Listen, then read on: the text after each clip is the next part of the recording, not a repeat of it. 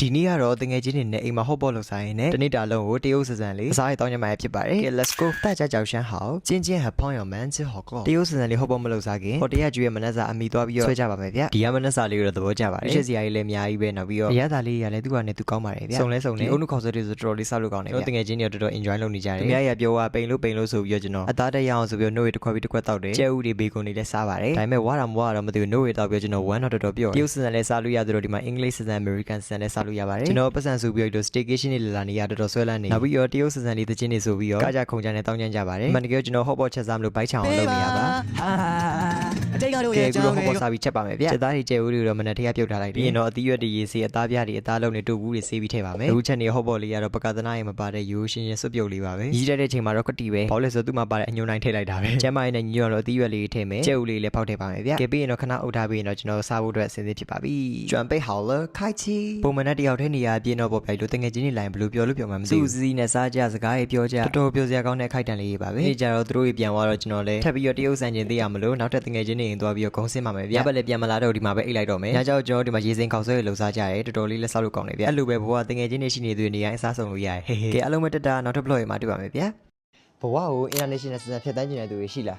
Suchika Sukina des Neo Nikita des I want to travel around the world 저는 기초마처럼 한국에서 살고 싶어요. Je veux aller en France pour profiter de la mode et manger des croissants. ผมอยากไปกรุงเทพเพราะจะช้อปปิ้ง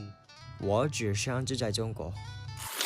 နိုင်ငံတကာပတ်ပြီးတော့ဘောဖြစ်တန်းကျင်နေဆိုရင်တော့ဘာသာစကားအများကြီးတက်တာကောင်းတာပေါ့ဗျာအရင်ကဗီဒီယိုတစ်ခုလည်းလုပ်ထားပေးဥပါရဲ့ဗျဒီနေ့မှာတော့ဘာသာစကားတွေအားလုံးကိုတနေရာရေးမှာပဲလေ့လာလို့ရမယ့်နေရာလေးကိုညွှန်ပေးပါမယ်ဒီကတော့ Light Up Academy ဆိုတဲ့ online language school လေးပါဗျ Light Up Academy မှာဆိုရင်ကျွန်တော်ပထမဗီဒီယိုမှာပြောခဲ့တဲ့အတိုင်းပဲဘာသာစကား9မျိုးကိုလေ့လာလို့ရမှာပဲဖြစ်ပါတယ်ကိုရီးယားဂျပန်တရုတ်ထိုင်းအရှေ့တိုင်း၄ဘာသာနဲ့အင်္ဂလိပ်ဂျာမန်ရုရှားအီတလီပြင်သစ်စတဲ့အနောက်တိုင်းဘာသာ၅ဘာသာကိုလည်းသင်ကြားနိုင်မှာဖြစ်ပါတယ်ဗျအရင်ကပြောခဲ့တဲ့အတိုင်းပဲတရုတ်အင်္ဂလိပ်ဂျပန်ကိုရီးယားထိုင်းအစရှိတဲ့ဘာသာစကားတွေရဲ့ visit class တွေကိုသင်တန်းကြီးတစ်ပြားတစ်ချက်မှပေးစီရမလို့ပဲနဲ့100% free တက်ရောက်ခွင့်ရမှာဖြစ်ပါတယ်ဗျအနောက်တိုင်းဘာသာစကားတွေဖြစ်တဲ့ French, Italian, Russian and German စရှိတဲ့တန်းတွေကိုတော့ကျွန်တော်တို့သင်တန်းကြီး 80% off နဲ့တက်ရောက်ခွင့်ရမှာဖြစ်ပါတယ်အရင်များသွားလားဆိုတော့လေမြန်မာငွေ3000ကျပ်ပဲဖြစ်ပါတယ်ဗျစကားတွေရဲ့ basic class တွေပြီးသွားလို့ကျွန်တော်ဒီ level အတန်းတွေတက်မယ်ဆိုရင်လည်း90%ဒီ scholarship တွေပေးတာသေးပါတယ်ဗျဒီ level class တန်းတွေနဲ့သင်တန်းကာလလေးကတော့ကျွန်တော်2လကနေပြီးတော့4လလောက်ထိကြာနိုင်ပါတယ်ဗျသင်တန်းကြီးလေးတွေကလည်းဒီ language နဲ့ level ပေါ်မူတည်ပြီးတော့နည်းနည်းလေးရော꿰ရလေးရှိပါမယ် Light Academy ကနေသင်ကြားရမယ့်အင်္ဂလိပ်စာကလည်းသူတို့ရဲ့ကိုယ်ပိုင်သင်ရိုးနဲ့သင်ကြားရမှာဖြစ်ပါတယ်ဗျဟန်ယူတရုတ်စာကိုစိတ်ဝင်စားရတဲ့သူတွေအတွက်လည်းဒီ HSK1 ကိုဒီလ29ရက်နေ့မှာဖွင့်မှာဖြစ်ပြီးတော့ HSK2 ကိုတော့ကျွန်တော်18ရက်နေ့ကနေပြီးတော့ဖွင့်ထားပါတယ်အကယ်၍သာ HSK2 ကို join ချင်ရင်လည်းမိသေးပါတယ်ဗျဘာသာစကားအတန်းလေးအားလုံးကိုတော့ကျွန်တော် video class type လေးနဲ့သင်ပေးမှာဖြစ်ပါတယ်ဗျ Zoom class နဲ့သင်ပေးတဲ့ကျွန်တော်တို့ grade 12 bio ရဲ့ basic plus time level 1တန်းလေးတော့ရှိပါမယ်ဗျဒီအတန်းလေးတက်မဲ့သူတွေကတော့ကျွန်တော်အင်စာပုံမှန်လိုက်လို့ဖို့လိုပါတယ်အကယ်၍သာကိုကအင်စာပုံမှန်လိုက်လို့နိုင်တဲ့သူဆိုရင်တော့ကျွန်တော်ဘာသာစကားတစ်ခုကနေပြီးတော့ဒီနှစ်ခုလောက်ထိကိုပို့ပြီးတော့သင်လို့ရပါတယ်အကယ်၍သာကိုကတိတ်ပြီးတော့အချိန်မပေးနိုင်ဘူးဒါလေးကိုတန်အောင်တတာပဲလုပ်ချင်တယ်ပေါ့နော်ပုံမှန်လေးပဲလုပ်ချင်တယ်ဆိုရင်တော့ကျွန်တော်ဘာသာစကားတစ်ခုပဲ join လို့ရရမယ်ဗျ basic class ပြီးလို့ဒီ 50% off ပေးထားတဲ့ level class လေးတွေကတော့ကျွန်တော်တို့လူဦးရေအယောက်50တာလက်ခံသွားမှာဖြစ်ပါတယ်ဒီ basic class လေးတွေကတော့ကျွန်တော်တို့ဒီလူဦးရေ1000လောက်ကိုလက်ခံတာဖြစ်လို့ဘာသာစကားစိတ်ဝင်စားတဲ့သူတွေအနေနဲ့သွားပြီးတော့သင်ယူလေ့လာသင်ပါတယ်ကျွန်တော်ဘာသာစကားလိုက်သူတို့တန်းခွဲစားမယ့်အချိန်လေးတွေကို information လေးပေးထားပါတယ်ဗျသင်တန်းအချင်းနဲ့ဆိုရင်တော့ကျွန်တော်အခုဒီမှာပြထားတဲ့ Telegram မှာသွားပြီးတော့အပ်လို့ရပါတယ်ကဲဒါဆိုရင်တော့ဘာသာစကားတွေကိုပျော်ရွှင်သင်ပြီးတော့ကိုယ့်ရဲ့ဘဝကြီးကိုလည်း international စံပျော်ရွှင်ဖြတ်သန်းလိုက်ကြဖို့တိုက်တွန်းပါတယ်ဗျကဲနောက်ထပ်ဗီဒီယိုတွေမှာတွေ့ပါမယ်ဗျ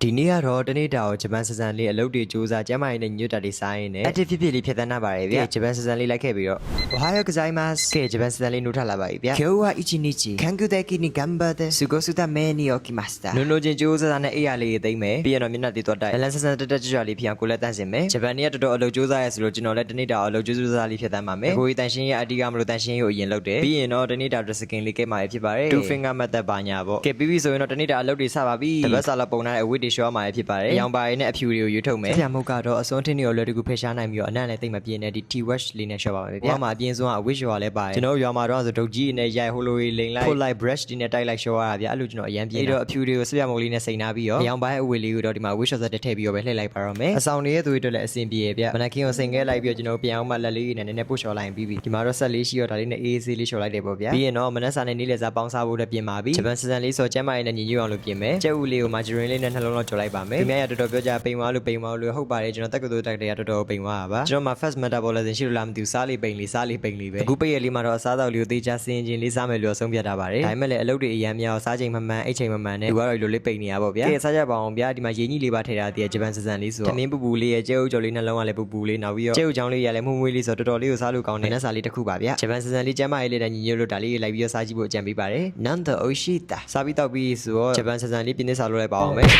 je mange du pain à midi je déjeuner à midi စားလေး3မိနစ်လောက်လုပ်ပြီးတော့ဒီမှာနားပါပြီပြီးတော့ weight shop ပြီးရလည်းရပြီဆိုတော့ကျွန်တော်လှမ်းလိုက်ပါအောင်မယ်ဒီမနေ့ကိုတော်တော်ရဲ့အလုပ်တွေကြိုးစားရတာညကျရင်တော့အဲ့လိုကောင်းတော့မှာပဲ weight shop ပြီးတော့စိတ်လေးချမ်းသာတယ်ကဲနေလဲနည်းနည်းစောင်းပြီဆိုတော့ကျွန်တော်ရေသွားကူပါမယ်အားကစားရတဲ့မှာရေကူရတာကိုအကြိုက်ဆုံးပဲရေကူတင်တာအောင်မှရေထဲမှာစော့ကျင်လို့တင်တာဗျာဟူးတော်တော်လေးကိုပေါ်ပါလန်းဆန်းသွားပါပဲညနေရောက်တော့ကျွန်တော်စိတ်နာခဲ့တဲ့အဖြူရည်လေးတွေကိုရှော့ပါမယ်ဗျာဒီမှာတော့လက်လေးနဲ့ပုတ်ချော်လိုက်အောင်ပါပဲချီဝက်ဆက်ပြမို့ကိုတော့ကျွန်တော် shopping center ထဲမှာရပါတယ်ဗျာပြီးရင်တော့ညစာချက်ပါမယ်ညစာတော့လွယ်ကူလေးပဲဂျပန်တိုဝင်းညိုလေးချက်ပါမယ်ဂျပန်စစနာပြောအမှန်တကယ်ကျွန်တော်ရှောက်ပြီးတော့ချက်မှာပါဒီတဲ့ကိုကိုရီးယားနှစ်လေးထဲဂျပန်တိုဝူးလေးတဲ့ကြက်ဦးလေးဖောက်ထည့်ပြီးတော့ညစာမုံလေးထည့်ပြီးချကန်ဒီမှာကျွန်တော်မုံညွန့်ရလေးအုပ်လိုက်တာပါဗျာဒါဆိုရင်တော့ဂျပန်မဆန်တဆန်ညိုလေးတစ်ခွက်ရရပဲဖြစ်ပါတယ်ကဲညီကြည့်ရအောင်ညီလိုက်တဲ့ချိန်မှာတော့ရတာတော်တော်ပေါ့ပါတယ်ပြီးရင်တော့ဂျပန်စစန်ငါးတစ်တာလေးကိုချက်ပါမယ်ဒီချက်ရတာရမ်းပြင်းလို့ငါးတစ်တာလေးကိုထည့်ပြီးတော့ခြေလေးနဲ့တောက်ပြီးနှွှေးလိုက်အောင်ပါပဲအရန်အောင်လွယ်ပါတယ်ဒီမှာဆိုရင်တော့တမယာတီးရဲ့ချက်သွန်လေးထည့်ပြီးတော့တုပ်စားကြပါတယ်ကဲဒါဆိုရင်တော့တင်တာကတော့အစင်သင်းဖြစ်ပဲဖြစ်ပါတယ်ကဲလာတူတူသွားစားရအောင်ဂျပန်စစန်လေးထမင်းပြီးပေါ်ငါးတစ်တာလေးလောင်းချလိုက်တယ်ပြီးရင်တော့ပကသနာရင်မပါဘဲနဲ့ရိုးရှင်းလေးပဲစားလိုက်ပါတော့မယ်ကဲစားပါအောင်ဗျာအားလုံးကြွေးပါတယ်ဗျာထူထူထူတော့မဟုတ်ပေမဲ့ပူပူနွေးနွေးလေးစားလို့လားမသိဘူးတော်တော်လေးကိုစားလို့ကောင်းပါတယ်ဗျာရှင်ကြီးလေးကိုလည်းထမင်းလေးပေါ်တင်ပြီးတော့စားလိုက်ရင်တော့ come on ဂျပန်အရသာပြေးပေါ့ဗျာစားပြီးဆိုရင်တော့ဂျပန်စန်လေးအိတ်လိုက်ပါတော့မယ်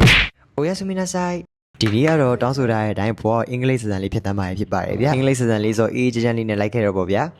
Good morning mates just woke up feeling quite fresh today this sleep about with me အင်္ဂလိပ်စကားလေးချက်တည်ရှိနေလို့ထလာပြီးတော့မနက်စာတော့ဒီမှာပေါ့ပ British စံလေးအုပ်လေးစားရမယ်ဗျာညီမလို့ဆိုရင်တော့ကွေကာအုပ်ကိုလုံးမရှိရနဲ့မောမစ်လေးနဲ့ဖြော်ပြီးတော့တောက်လိုက်ပါတယ်ဗျာမလို့စားတာပို့ပြီးတော့ဘိုက်ပြည့်စေဖို့အတွက်ခံပြောသီးလေးလည်းလေးပြီးထည့်ပါမယ်ဘေးမှာဆိုရင်တော့မုတ်ရှူသုံးနဲ့ထောက်ဘက်တုပ်လေးပါကဲစားကြပါအောင်ဗျာကြွေးပါတယ်မနိုင်ပြောရင်တော့ကျွန်တော် UK ကိုသွားချင်တာအင်္ဂလိပ်စာရေးမကြိုက်ပါဘူးဘာလို့လဲဆိုတော့တော်တော်များများ bland ဖြစ်လို့ပါဟုတ်လေးကလည်းမစိုးစီစီလေးနဲ့စားလို့ကောင်းပါတယ် Nothing fancy just a proper simple breakfast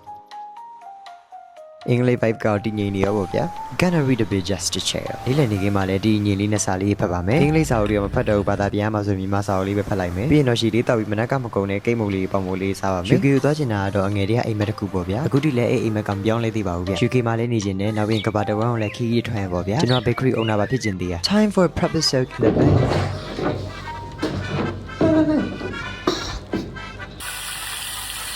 ကဲအင်္ဂလိပ်စကားရေးချိုးနေညနေလောက်ရောက်တော့ကျွန်တော်ညစာအတွက် prepare လုပ်ပါမယ် steak စားခြင်းပေမဲ့အမဲသားမရှိရနဲ့နေ့လေတော့နှက်ထားတဲ့ကြက်သားလေးကိုပဲထောပတ်လေးနဲ့กินလိုက်တော့မယ်ပေါ့ဗျာနောက်မှာ accordion music လေးကိုဖွင့်လာတော့ညလေးကတော့အေးအေးချမ်းချမ်း new ကြွကြွလေးပေါ့ဗျာ So I said a little prayer and hope my dreams will take me there where the skies are blue to see you once again my love အင်္ဂလိပ်စကားလေးလက်ထပ်ပေါက်လိုက်ရမှာအဲ့လိုနဲ့ oven ထဲမှာကြက်သားကိုกินပြီးတော့ကျက်မဲ့အချိန်လေးကိုစာအုပ်လေးဖတ်ပြီးတော့စောင်းလိုက်ပါတယ်ဒါပေမဲ့လည်းအစင်မပြေအောင် microwave ရဲ့ပဲထည့်ပြီးလှည့်လိုက်ပါတော့တယ်အဲ့လိုမှပဲကြက်သွားတော့တယ်ပြီးရင်တော့ wine လေးတစ်ခွက် serve ပြီးတော့ညစာလေးကိုလည်း classy စံလေးစားလိုက်ပါမယ် nice meal and just winding down nothing fancy just a calm evening လူလိုလေးစားရင်လည်းကိုကြီးကြော်လေးတစ်ဖြက်ချက်သား microwave ရဲ့ထည့်လိုက်တာဆို6ကြီးနဲ့မလေးဖြစ်နေအဲ့တော့မြန်မာလူလေးလက်နဲ့ဆွဲပြက်ပြီးကြိုက်ဖိတ်မှာပဲရတော့တယ်ဒါဆိုရင်တော့တနေ့တိုင်ချေးရမယ့်အချိန်လေးရောက်ပါပြီညကင်းလေးမှာဖူးဆိုင်မှာထိုင်ပြီးတော့ဖုန်းလေးပါလေးနဲ့ပါသုံးလိုက်ပါတယ် ending the day with a glass of wine wouldn't you like to spend your day like this ကဲတက်တာဗျာဒီနေ့ကတော့ကိုရီးယားစံလေးအပူရှောင်နေတဲ့ချင်းကူတွေနဲ့ရေကူးပြန်ပြီးတော့ကာရာအိုကေဒိတ်ခဲ့ရနေလေးပဲဖြစ်ပါတယ်ဗျာတူတူလိုက်ပြီးပြောလိုက်ကြရအောင်တနေ့ကုန်တော့ပူလာရှောင်ပြီးတော့အိမ်မှာတောင်းညံ့နေကြညနေကြတော့လေကိုရီးယားစံလေးရေကူးကျင်နေဆိုလို့တခါရဲ့ရေကူးရင်းနဲ့ဆိုဂျူလေးတောက်အသီးလေးစားဖို့ပေါ့ဗျာအဲ့လိုပဲလက်ကစားရင်ပြောရှင်နေရောဟီစားချက်တီဦးတို့အရန်ပူအောင်မလို့ညနေခင်းရဖို့အရန်စောင်းလိုက်ရတယ်ကဲအခုချိန်ကတော့ perfect ပါပဲဗျာအသီးလေးနဲ့ချင်းကူဆိုဂျူလေးနဲ့ဘလောက်တောင်ကိုရီးယားစံလိုက်လေဗျာချင်းက